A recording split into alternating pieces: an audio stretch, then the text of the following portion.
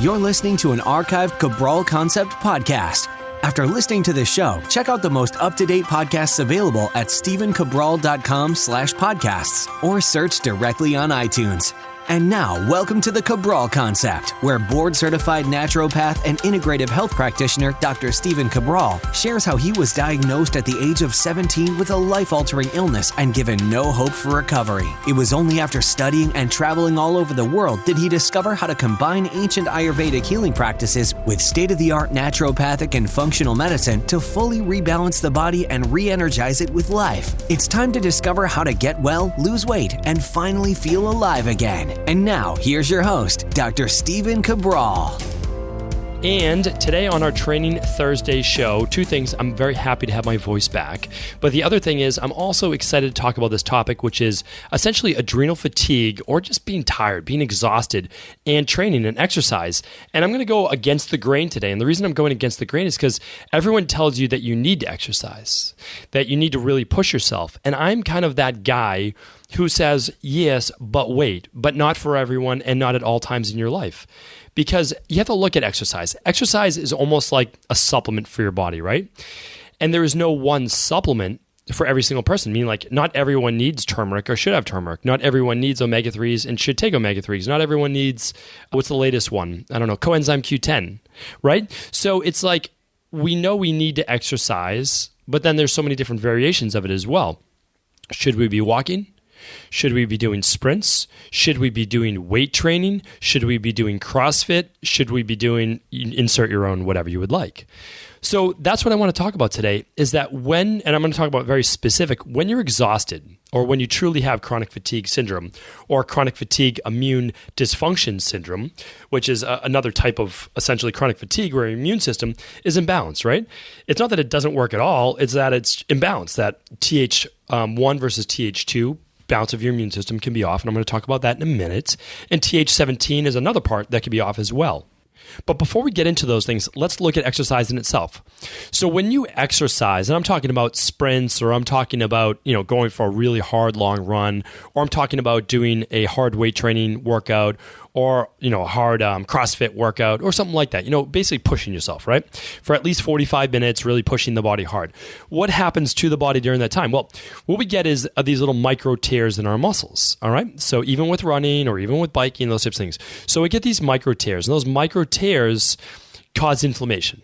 And that inflammation then causes an immune-based response. So we know we're doing something to stimulate our bodies and stimulate our immune system. Now, can those micro tears be a good thing? Absolutely, because it can then cause a repair-based process, and that repair process actually makes our bones and muscles stronger and better able to adapt with the new stimulus when it comes about in the future, right? Because that's the whole principle of the SAID principle in exercise.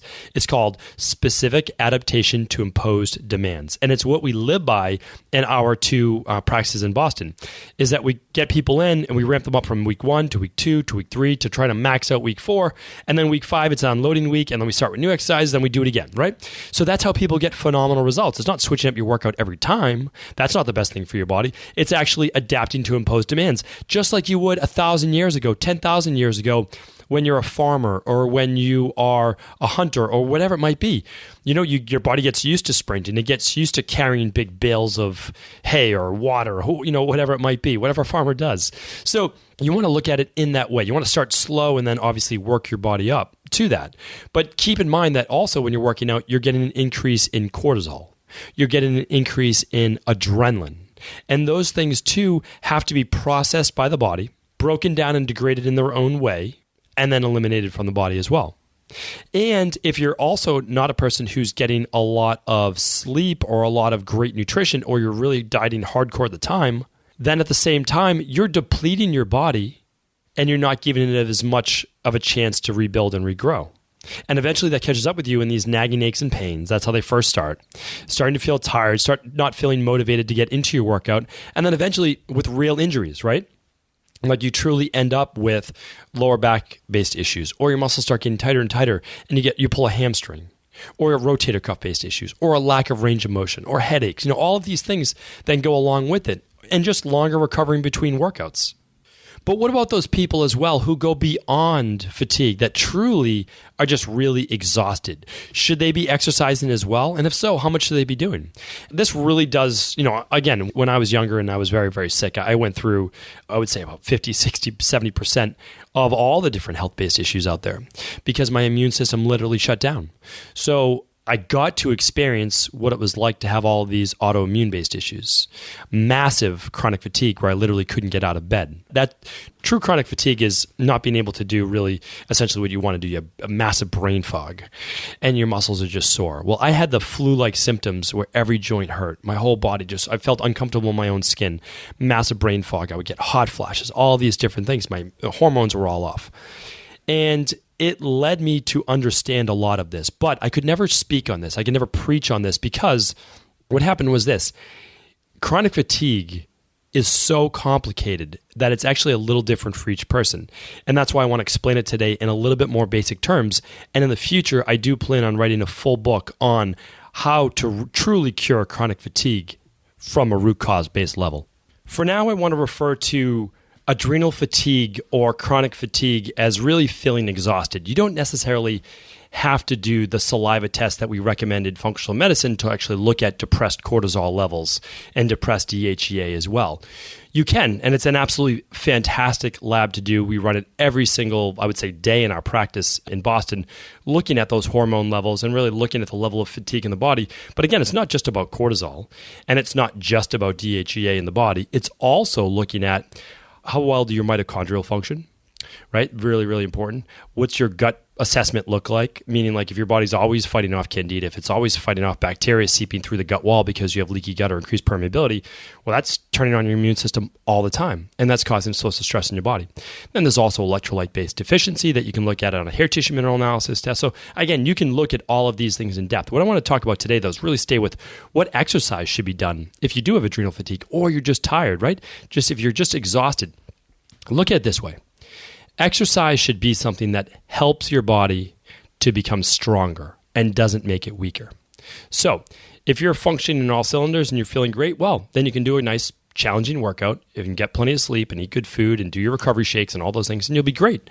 But what happens again? You have a few kids, you're getting a little less sleep, and you're really stressed at work and relationships and family issues and all of these specific things. Well, the problem is all of that wears on you. And if you're going to do a really hard workout, that wears on your body as well. So you have to look at it from the standpoint that when you do a workout, I want you to remember this.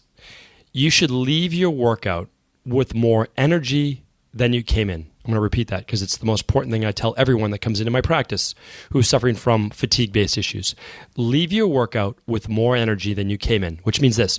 Right at the time when you're starting to feel peak energy in your workout, believe it or not, is not when you want to keep pushing yourself harder and further, but that's actually the time when you want to say, okay, I'm just going to do a couple more minutes and then I'm going to cool down with either some stretching, some foam rolling, or I'm going to call it a day. And the reason I say that is this.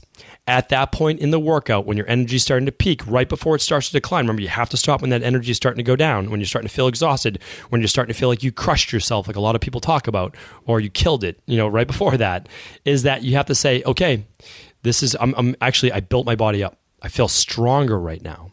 And after that, you want to see how do you feel that night?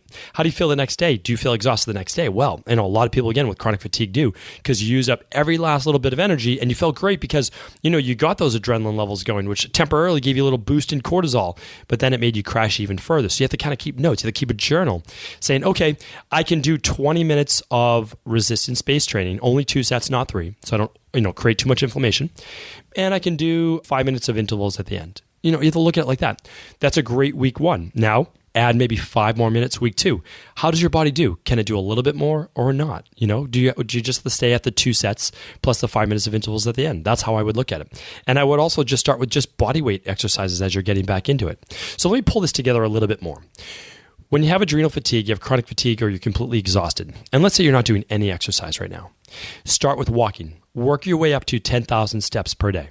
All right. So if you get your 10,000 steps per day, that's great. Now your body's adapted to walking. After that, you can either starting to do some light cardio at about 20 minutes or so on an exercise bike, like an upright bike. just getting your blood pumping, right? When you pump your blood, not from a sprint-based perspective, which could exhaust your body. Yes, great for body transformation, no doubt about it. I'm not discounting that. But for just 20 minutes of just light endurance-based cardio, what that does is it gets more oxygen to your cells. And a lot of people dealing with chronic fatigue-based issues have an issue with overall circulation. They don't sweat as much. They don't do great at detoxification. They don't get as much oxygen inside of all of their red blood cells. So that helps considerably. And it doesn't necessarily push you into the fight or flight response. It keeps you more in that parasympathetic if you're just keeping things kind of, moving at a slower pace. If that works for you, then great. Then we're going to start adding in some body weight based exercises, some push-ups, maybe some assisted pull-ups or regular pull-ups. Again, not to failure. Not pushing yourself to failure. Leave a couple reps in the tank because we can't exhaust the body. Remember, we're trying to build it up, not wipe it out. Leave a little bit there.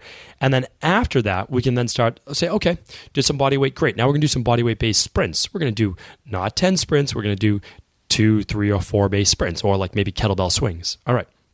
After that, if you've accomplished all that, then you can start getting into more advanced weight training. Again, start at 2 sets. How do you feel? Work your way up. Don't push to failure. And then over a period of months, you're going to be able to build up to what your body can handle. But then keep in mind, if you ever start to get a point in your life where you're feeling a little bit more tired, a little bit more exhausted, pull back a little bit. Not forever, but keep in mind, this is a long game, right? We're playing the long game, not the short-term game. We're trying to get those short wins. We want to be able to do this for the next 2 decades, 3 decades, 4 decades. We want to be able to exercise for life. So hopefully that gave you a little bit of insight into exactly how I work with adrenal fatigue, chronic fatigue, and just exhausted-based people that I care for my practice, but it's also how I brought myself back.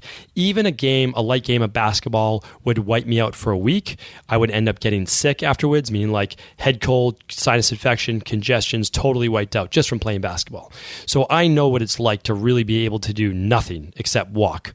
And I built myself back from that to the point where I do sprint triathlons during the summertime, and I can really train however I would like. Still, though, I can't take it, beyond that level, which just isn't smart. I leave my workout on that high note, that peak note, and so that I don't start to further exhaust my body. Because again, I have 2 kids, I have a demanding job, and I'm always on the go. So again, you have to look at your lifestyle and make sure that you're not depleting yourself instead of building the body back up.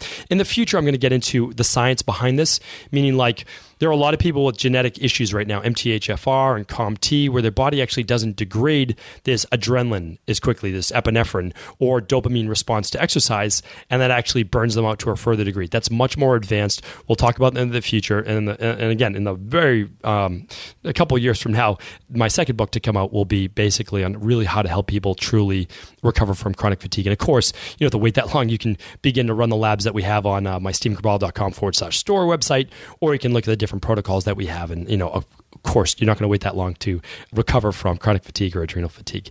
Thank you, everyone, for tuning into another Cabral Concept. And as always, please do feel free to share this episode with anyone struggling right now with how to exercise when they're recovering from or in an exhausted state. Thanks again. Did you know that the body really only becomes sick or imbalanced in only 2 ways? Over time, you become deficient in vital nutrients, and you also accumulate toxins internally and from the environment. As those nutrients diminish and you increase your total toxic load, your body then begins to show the first signs of dis-ease. It's actually quite predictable, and the good news is that if we know how you began to fill up that proverbial rain barrel, we also know how to empty it to begin the healing process. I was fortunate enough to learn this ancient healing process from my mentor after suffering from debilitating diseases for close to a decade. It was only when I began to implement these techniques did I finally overcome my illnesses and go on to live a life of energy and vitality that I now enjoy. I'd like to share with you now what I discovered after traveling all over the world and how to combine the best of ancient healing wisdom with state-of-the-art science. Allow me to teach you exactly how I've been able to help over 250,000 people to empty their rain barrel and begin to transform their body and lives into what they've always hoped they could be. To get your copy of the international bestseller, The Rain Barrel Effect, simply go to StephenCabral.com/rainbarrel.